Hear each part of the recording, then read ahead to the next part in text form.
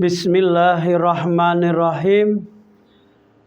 Assalamualaikum warahmatullahi ta'ala wabarakatuh. Alhamdulillah. Alhamdulillahi kafa. Wassalatu wassalamu ala ahli sidqi wal wafa. Asyhadu alla ilaha illallah wahdahu la syarikalah. Wa ashadu anna Muhammadan abduhu wa rasuluh. Qala Allah ta'ala a'udzu billahi minas syaitonir rajim. Bismillahirrahmanirrahim. Wa'tasimu bihablillahi jami'a wa la tafarraqu. Pertama, puji syukur kita aturkan kepada Allah, Zat yang maha terpuji, yang terpuji dan terpuji, yang mulia, mulia, maha mulia. Pada kesempatan ini akan membahas tentang apa itu ukhuwah Islamiyah. Salawat serta salam kita aturkan kepada junjungan alam baginda Rasulullah Sallallahu Alaihi Wasallam, yang mana dengan beliaulah kita bisa menuju dari dhulumat ila nur, dari kegelapan, dari zaman kebodohan menuju cahaya dengan ilmu yang diberikan oleh baginda Rasulullah Sallallahu Alaihi Wasallam. Hadirin, berbicara tentang ukhuwah Islamiyah. Ukhuwah itu berarti persaudaraan. Persaudaraan Islamiyah yang secara Islami. Saudara bisa dengan sekandung, bisa saudara satu akidah, satu keyakinan, yaitu yang disebut dengan ukhuwah secara Islamiyah. Di saat sekarang, zaman yang bercerai-berai, golongan satu merasa paling benar, dengan golongan lain juga merasa benar, sehingga umat terpecah belah gara-gara buru'iyah, akhirnya berantem satu dengan yang lain. Allah Subhanahu wa taala berfirman, wa'tasimu bihablillahi jami'a wa la tafarraqu. Berpegang teguhlah di tali Allah, di jalan Allah. Wala tafarraqu, jangan kalian bercerai-berai. Oleh sebab itu, ukhuwah Islamiyah perlu dibutuhkan di saat ini, yaitu dengan cara menjaga, memahami antara satu dengan yang lain. Jangan merasa paling benar. Jangan merasa kelompoknya paling benar. Jangan merasa dirinya paling benar. Kalau orang merasa paling benar, itu hakikatnya orang yang paling salah.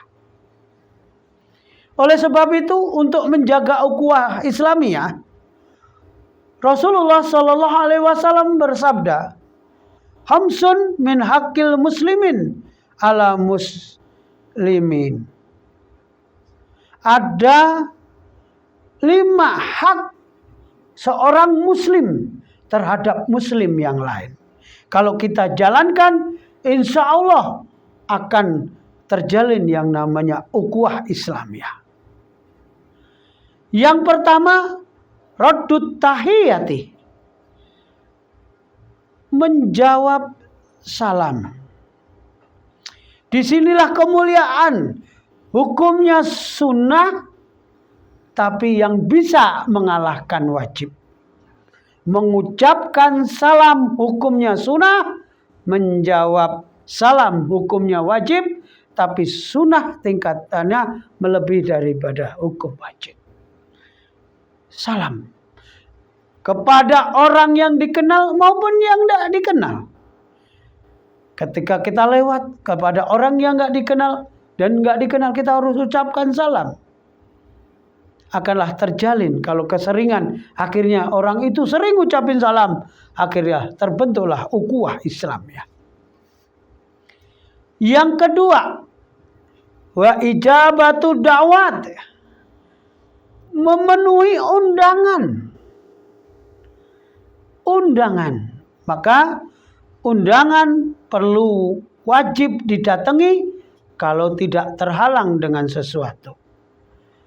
Baik khitan, walimatul urs, undangan tasyakur, dan lain sebagainya.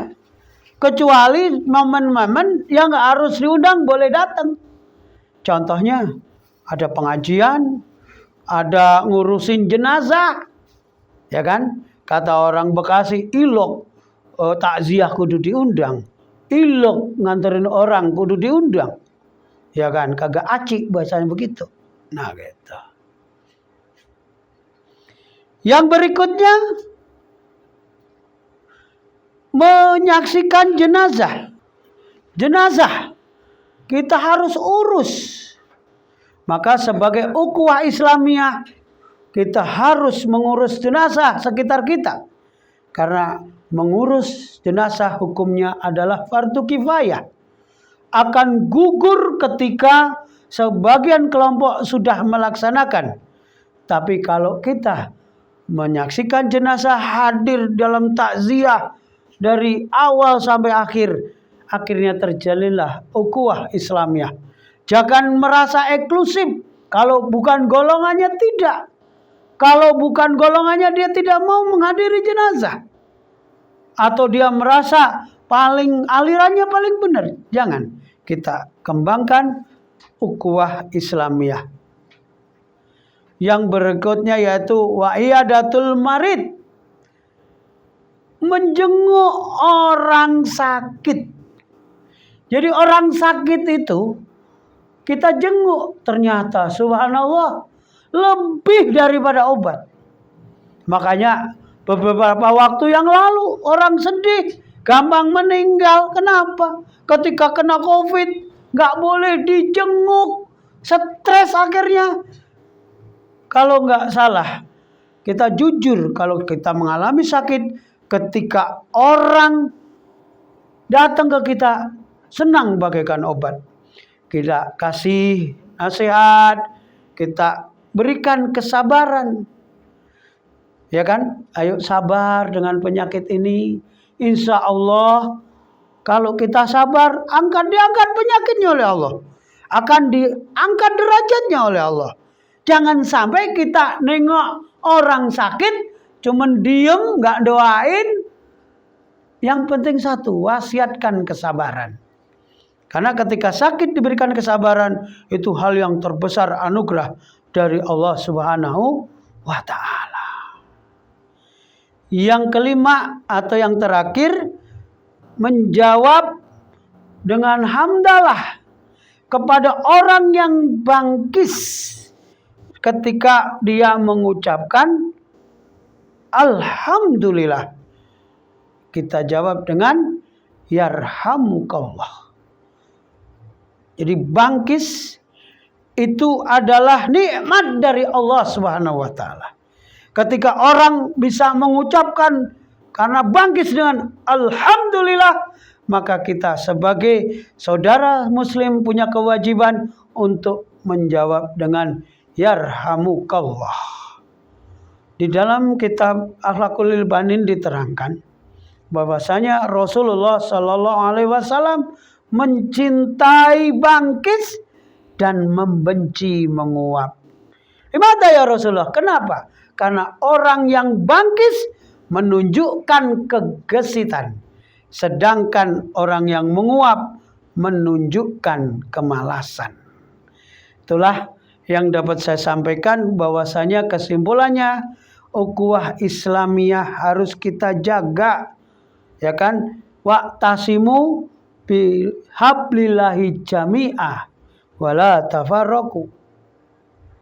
Yang berikutnya, hak antar mukmin dengan mukmin yang lain demi terjaganya ukhuwah Islamiyah ada 5. Yang pertama, menjawab salam, memenuhi undangan, menyaksikan jenazah, menengok orang yang sakit, dan yang terakhir menjawab, mendoakan bagi orang yang mengeluarkan bangkis ketika dia mengucap alhamdulillah, kita jawab dengan yarhamukallah. Demikianlah sekelumit daripada hal-hal yang mendukung daripada ukhuwah Islamiyah. Mohon dibukakan pintu maaf yang seluas-luasnya.